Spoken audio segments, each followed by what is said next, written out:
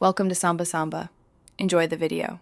You start by enabling developer options and turning on USB debugging. This gives the PC control. Next, connect the phone with a reliable USB cable, USB 3. 0 if available, because speed affects mirroring responsiveness. On your PC, install ADB and run ADB devices to verify the phone is recognized. If it's listed, you're ready to proceed. Once done, don't unplug.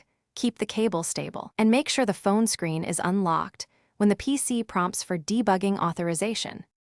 Now install the mirroring tool.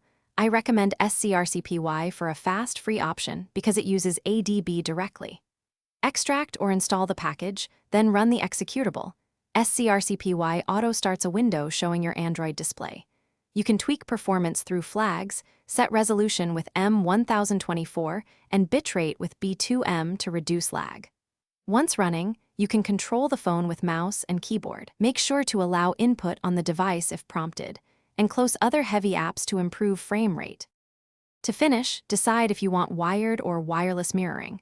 For Wi-Fi, enable TCP/IP on the device with ADB TCP/IP 5555, then connect to the phone's IP address. Make final adjustments. Resize the window, enable full screen, and set audio routing if needed.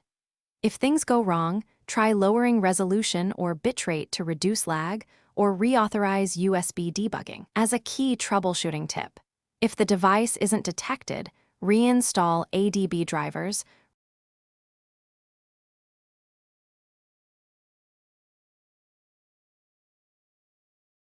Thanks for watching.